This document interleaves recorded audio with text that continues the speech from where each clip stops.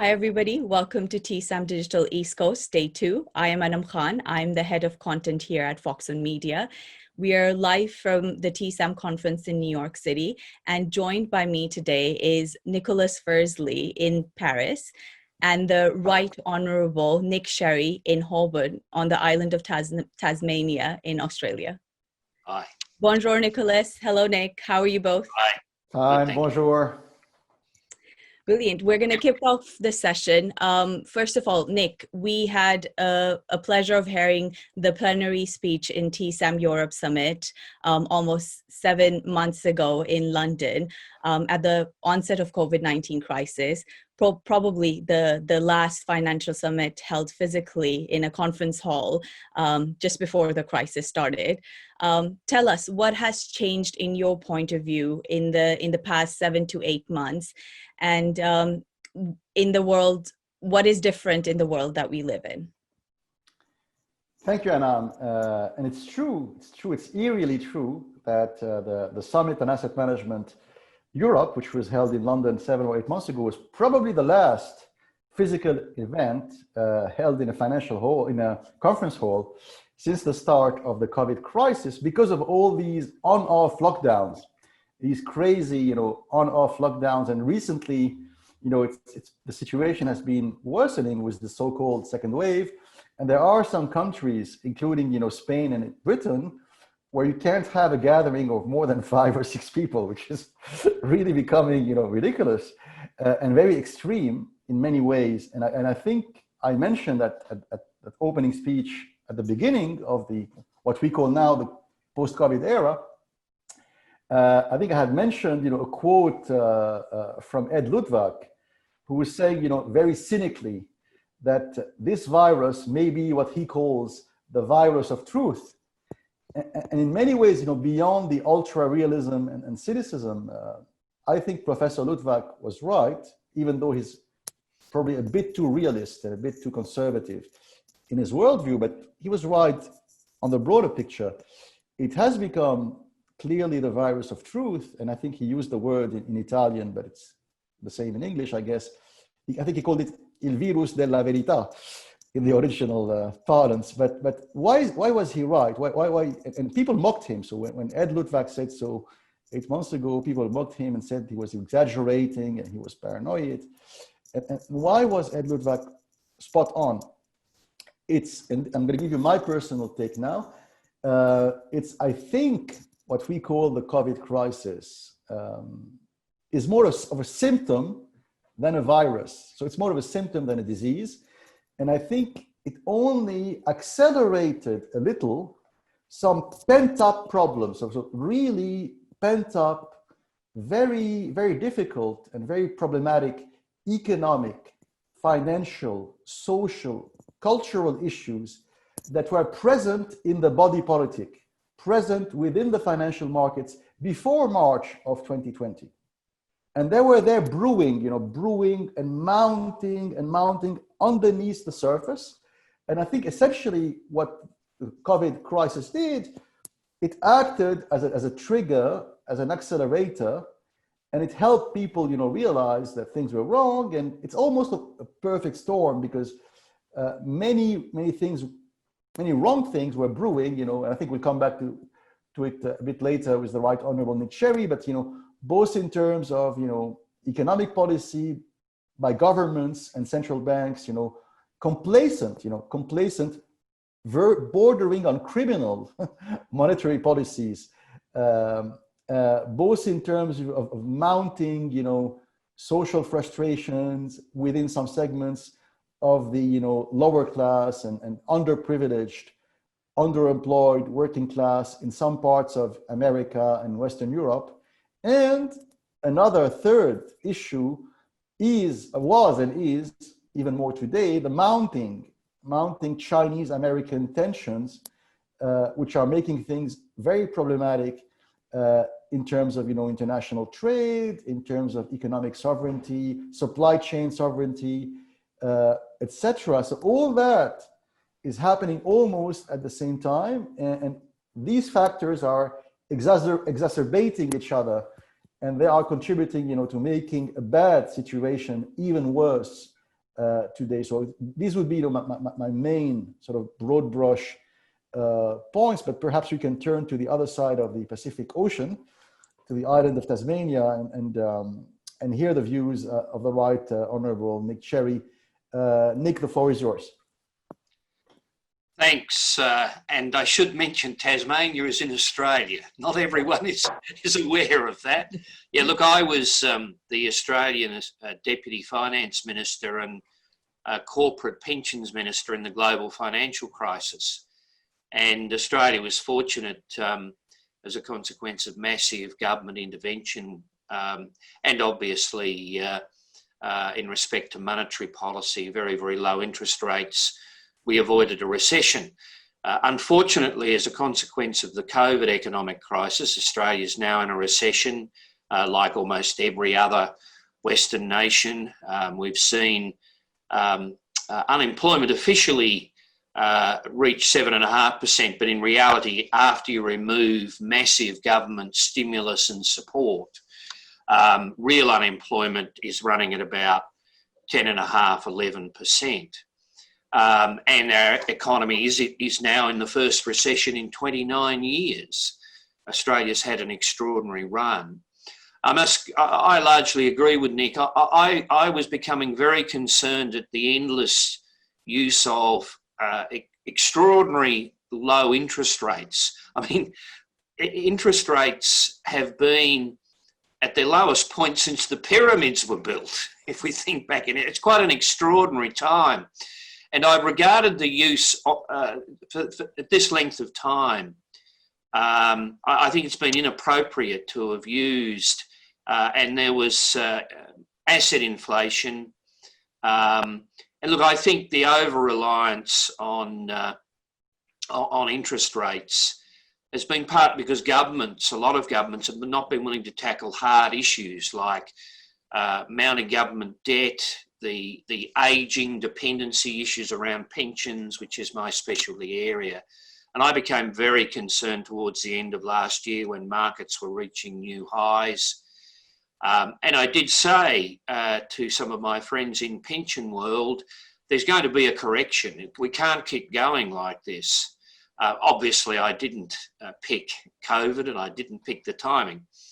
So, yeah, look, there's enormous implications, impacts, and that's on top of the issues Nick's been referring to. Globalisation has been continuing apace. Working class manufacturing restructuring, massive restructuring, causing significant social discontent. A polarisation of politics, you know, the rise of parties on the far left and the far right who actually have quite a lot in common on a lot of issues, backlash against migrants, refugees. Unfortunately, I don't see that sort of backdrop changing much. I think globalisation will continue apace, but you know, it's an extraordinarily different world, and my concern is it's going to take us some years to get out of this. You know, some were predicting what we called in Australia a snapback. You know, our economy's dropped by about 6 or 7% in Australia. Others it's worse, and the prediction was it was going to snap back quickly. And I just don't see that. I think it might be a half snap back. And then the other worry, of course, is unemployment. And we're going to be with this higher level of unemployment, even in Australia, for another 4 or 5 years. And again, there's going to be, you know, this is going to add to the social pressures and dislocation. So I must say, I thought that the GFC, the global financial crisis, was a once-in-a-lifetime event, and 10 years later to see another massive, albeit a different cause, another massive economic dislocation. It's going to be a long, hard slog to recover. And Nicholas, you mentioned about the Chinese-American tensions. Tell us more about the geo-economic things, the mounting Sino-American tensions we see today. Is it a new Cold War?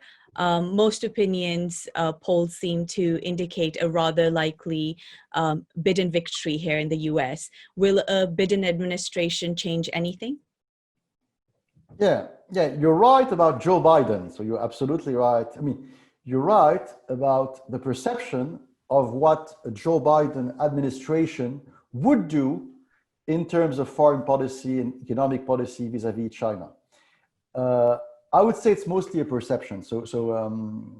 But to answer your question, if anything, in the past 7-8 months, that mounting Sino-American US-Chinese rivalry has mounted even more and has accelerated, right? It's and we see it across all sectors. Now, it was there already, but it was there, under the radar screen, apart from a few theatrical, pronouncements from President Trump. People didn't realize the importance of the Sino-American competition. So I don't like the word Cold War, but it's an easy metaphor because, we all have that sort of, Brezhnev, Gorbachev, Reagan era in the back of our minds. So we all remember, Gorbachev, Thatcher, Reagan. So the Cold War era is an easy metaphor, and I don't like it. So I think it's a hard, aggressive competition between Beijing and Washington, D.C. And very often it will take the form in the future of co-opetition. So theatrical competition, well staged between Beijing and Washington, D.C., but not an all-out aggressive military war. So I think it's accelerating. So to answer your question to use a Greek word, on a meta level, I think, people may like or dislike, Chairman Xi Jinping. People may be afraid of him. On the other hand, some people may not like the government style or the aesthetic style of Donald J. Trump. And so I think all this is really focusing on the surface. And the fact that there is seemingly an acceleration of the Sino-American rivalry, quote, because of COVID, supposedly because of COVID, all of a sudden, people woke up and said, oh my God, 85% of the advanced antibiotics we're using in our hospitals in Canberra, Sydney, Chicago, New York are made in China. 70% of the vaccines we use in our hospitals in America and Western Europe are made in China and India. Oh my God, we have lost our supply chain sovereignty, blah, blah, blah. So all that is partly true, but it's also partly, evident, verging on shallow, and it doesn't add much to the issue. So basically, in reality, beyond Trump and Xi Jinping. And that's why I think what happens if Joe Biden is elected on November 4th, it will not change much. So, people, so-called experts are banking on Biden and saying, if Joe Biden is elected, he will restore dignity and whatever, intelligence and peace to the world and to the White House. All these are cliches. It's not true. So basically, the fact that there is a mounting Sino-American rivalry on all planes, economic, financial, cultural, geopolitical, is happening regardless, with all due respect, regardless of Xi Jinping, Chairman Xi Jinping, and President Trump, and Vice President, and perhaps future President Joseph Robinette Biden. So these are really macro, meta level things that are happening. And in a way, players like the Chinese Politburo or the White House are being pushed by that stream. But in many ways, that macro, financial, economic, geopolitical stream, that current is bigger than them, and it's happening anyway. So I would say it's a reflection of these changes. And I like the term geo-economics, because it summarizes the idea that these things which were perhaps perceived as separate in the past, country risk, financial markets, economic development, military strategy, international law, all that is converging into a unified sort of, geo-economic worldview or geo-economic reality. But I think if anything, I think that will keep on accelerating because it's a natural course of things beyond and above mere elections in Washington, D.C. in 5 weeks. Nick, what's the view? What's the view in Australia? I largely agree with that analysis. I think these underlying tensions will continue no matter who is elected, President Trump or Vice President, as he currently is, Biden, and has been, sorry. That's his title. Australia's in an interesting position. Australia, obviously, a very long-term and loyal ally to the United States. However, 30% of Australia's economic trade is with China. We have a massive trade surplus with China. Ironically, we have a massive trade deficit with the United States. President Trump's fond of attacking China for having a trade deficit with the US, but ironically, one of the greatest allies of the US has a massive trade deficit with the United States. And we don't attack the United States for that, by the way. But look, I don't like the term Cold War. I lived through the Cold War as a young person, a teenager. There's a fundamental difference. The old Soviet Union was not a significant world economic power. It never was. That was its fundamental weakness. It never achieved anywhere near the size of the US economy. And the old Soviet Union was intent on exporting its political system and its revolution. It didn't really matter a great deal in economic or trade terms. China really does matter. I mean, the China story is extraordinary, and I admire it in many, many ways. It's now clearly not far behind the United States in terms of economic power. And it's not just the China story. We know what's going on in Asia from an Australian perspective. The rise of Vietnam, another extraordinary story. Thailand, Malaysia, Singapore, Indonesia. So we're seeing a fundamental shift, not just in economic growth and relative power to these Asian economies. I don't see that changing. I don't see it changing. So that fundamental tension between the US, China, and these other Asian countries is going to continue. And whether it's President Biden, if he's elected, or President Trump, I think the one marginal difference is President Trump, in a deal of trouble, probably mainly because of COVID, has swung around from a sort of love-in with the president of China and great admiration for him and on the phone, and COVID's going to be all over in a few weeks. It's no worse than the common cold or a bad dose of flu. President Trump politically is trying to position himself as strong as possible because of COVID now, on top of the economic tensions. But, longer term, whoever is president, I don't see those underlying tensions as changing very much at all. Yeah, I mean, I totally agree with Nick Cherry. And I want to add that countries like Australia and Canada are essential for one reason. I mean, essential for many reasons, but in the world of finance, so in the world of investment across all asset classes, be it listed blue chips, large caps on Wall Street or the City of London, be it private equity or infrastructure investment, the world over, including on Wall Street, Canadian and Australian pension funds are amongst the largest investors in the world in terms of the size of the asset pools they control. So whatever Canadian and Australian pension funds do or decide can have a huge impact, much bigger than the size of their national economies, can have a huge impact on financial markets the world over, because they are what we call pension superpowers. And there are only 4 or 5 pension superpowers in the world who have these huge pools of pension assets. And 2 of the 5 are actually the Australian and the Canadian pension funds.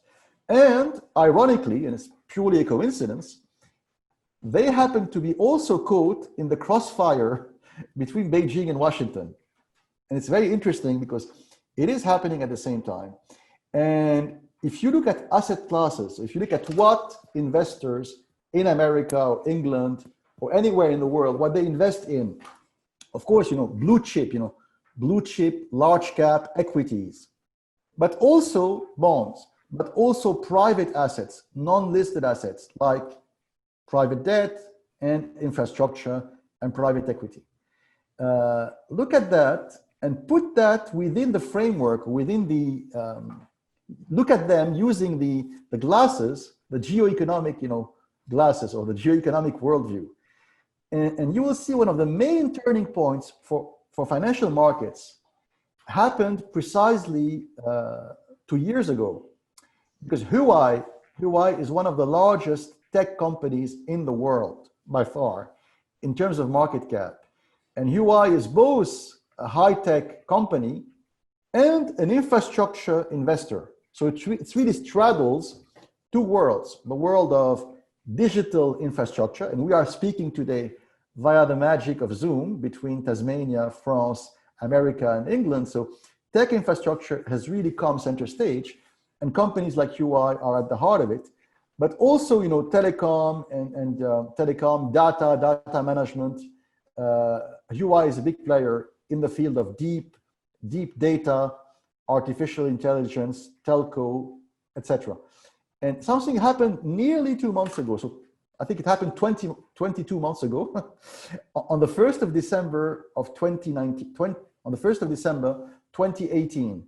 And I think it was a major turning point because Zhu Wanghu, the CFO of Huawei and the daughter of the founder of Huawei, she was arrested in Vancouver airport.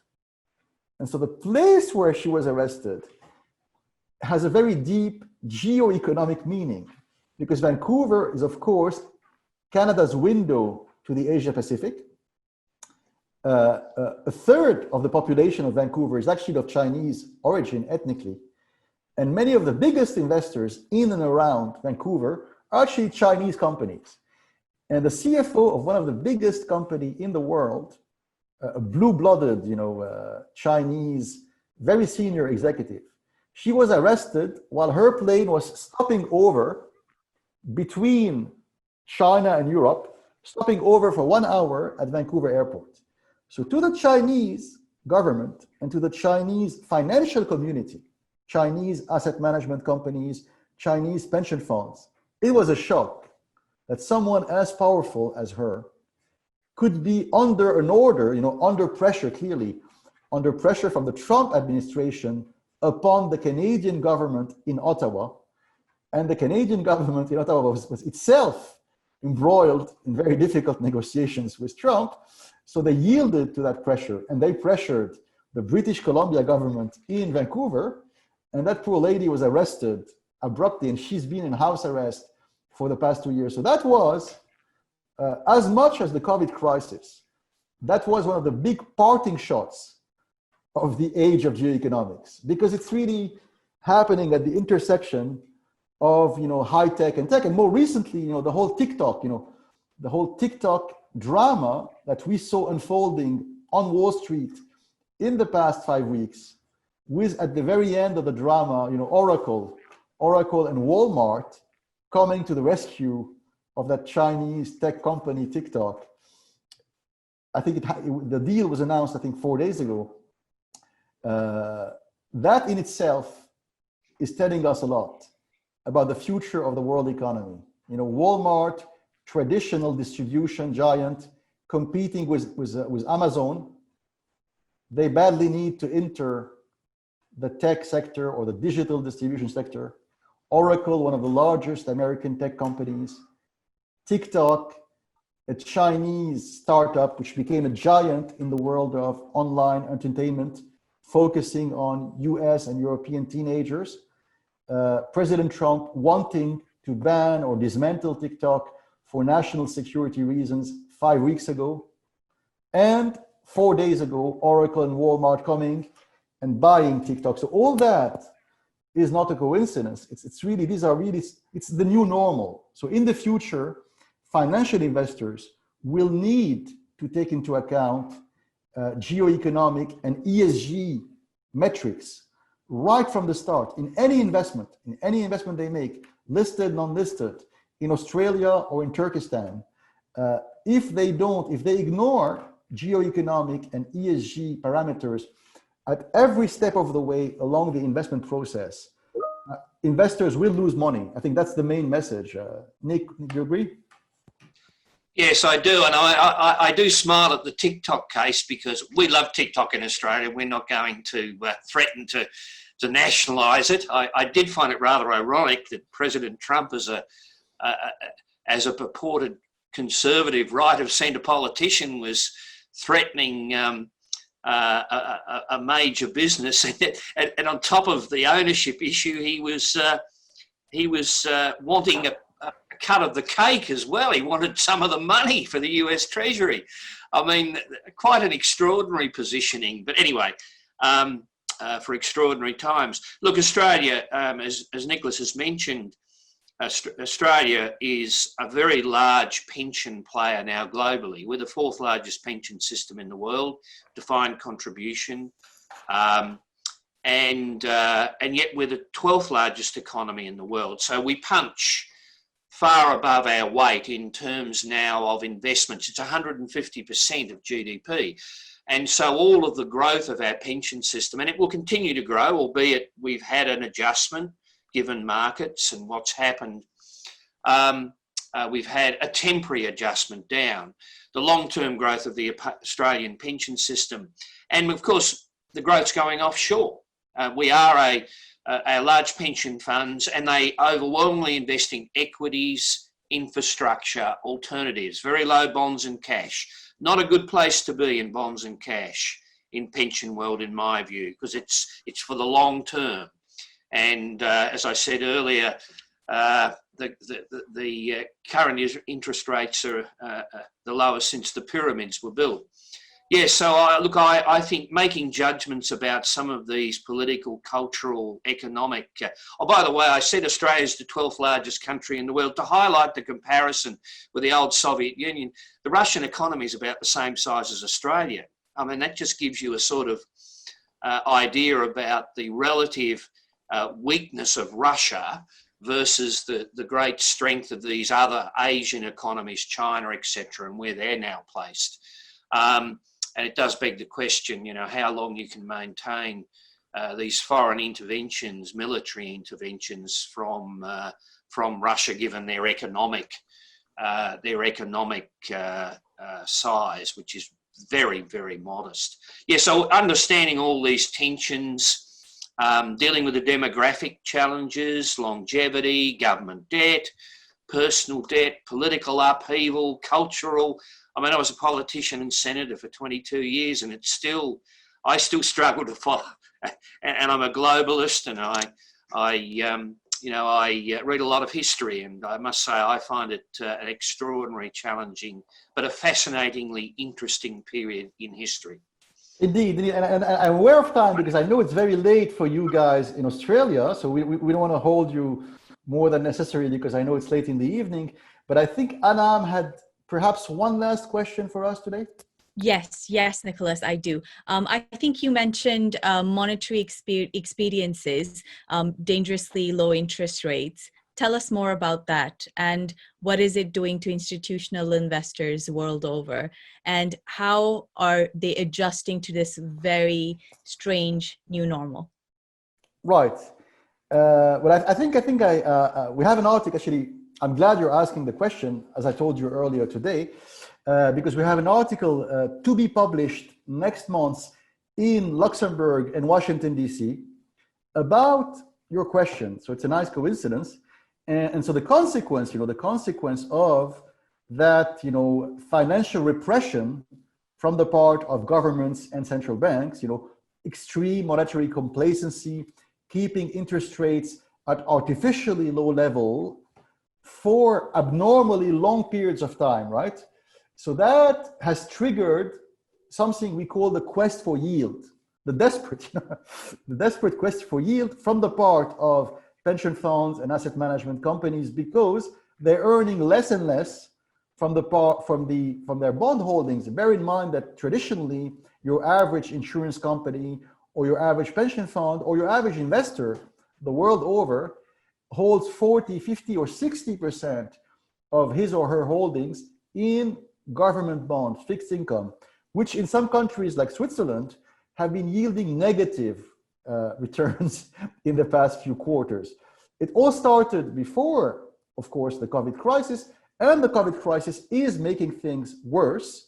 Just yesterday, we heard from the Federal Reserve Board that they were going to adopt even more complacent monetary policies in the coming weeks, which is really mind-boggling. So if you can show that slide that I sent you half an hour ago, because I think it summarizes, and that slide is taken from an article to be published next month in Washington and Luxembourg about the quest for yield. So these data that are shown here in that chart are fresh data. And what they do, they visualize the asset allocation of some of these sophisticated, large Canadian and Australian pension funds, which are usually ahead of the curve. So usually what the big Canadian pension funds do in Montreal, Toronto, or what the large Australian superannuation funds do in Sydney and Melbourne, the rest of the world will do 2, 3, 4, 5, 10 years later, right? So here you have on the x-axis, you have the percentage of the overall assets held in non-listed assets, private assets. So that would be infrastructure, highways, roads, airports, ports, private equity, venture capital, real estate. That's the x-axis. And then on the y-axis, you have the percentage of the overall portfolio held in infrastructure. And then the size of the bubble shows you the assets under management, right? So if you could pull back that chart, yeah, please. Sorry, just give me a second. Sure. So that shows you the overall size of the assets owned by these large pension funds. And what's interesting is here you see on the lower left-hand side of the chart, you see all the big Canadian, all the big, American. So on the lower left-hand side, you see the black, red, yellow, and blue dots on the left-hand side. They are the large European and American pension funds. And typically, these large American and European pension funds, they are the most sophisticated in the US and Europe, right? And even though they are the most sophisticated, the most advanced in Europe and America, they only hold, typically you can see it on the chart, they only hold 17, 15, 20%, 21% of their overall assets in non-listed stuff, PE, infra, real estate, and they only hold 4, 5, 6% of their overall assets in infrastructure, right? And what you don't see here is the less sophisticated, so the less sophisticated pension funds in Paris, London, Rome, Ohio, they hold 8% in private asset and 1% in infrastructure. So they would be even lower and further to the left. And then on the right, you see the future. So the future is really that Canadian, Australian asset allocation model, where you see clearly the percentage allocated to private, non-listed stuff is really 38, 40, 50%. So it's a lot. And within that 50% or 40% allocation to non-listed stuff, you have 12, 15, 20% allocated to infrastructure, highways, roads, airports, digital infrastructure. So that is really the way of the future. It's one way, it's the main way that has been pursued by sophisticated asset owners to earn that extra yield that they were deprived of by central bankers and governments because of the low interest rate policy, if you will. And just a quick comment from me. As I mentioned earlier, Australian pension funds defined contribution, more than 50% equities, international, domestic, 10% plus infrastructure, 5% alternatives, 5% property, less than 20% bonds and cash. And even our old closed public sector defined benefit funds, which are in runoff, have a similar investment profile. And I suppose one of the major issues that hasn't quite bubbled to the surface in the current COVID economic circumstances is the impact on defined benefit funds, but particularly in the US, parts of Europe, and the UK, where they have a much higher asset base of cash and bonds. And this is going to lead to further deficits, higher deficits, greater challenges about reforming pension systems, which is very sensitive politically. And so I think in that space, these issues are all going to flow through, and they're going to be, it's dealing with pension deficits and the ageing longevity, age access for pensions is a very tough political issue. You know, only got to see in Nicolas's home country demonstrations on the streets of Paris when quite modest changes to pensions, I've got to say. This is all going to flow through. It's all going to flow through, and it's going to contribute to add to this general ferment of discontent. And I will say,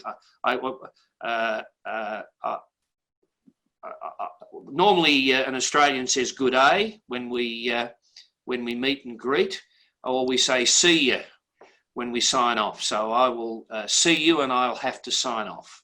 All the best to your conference and your participants.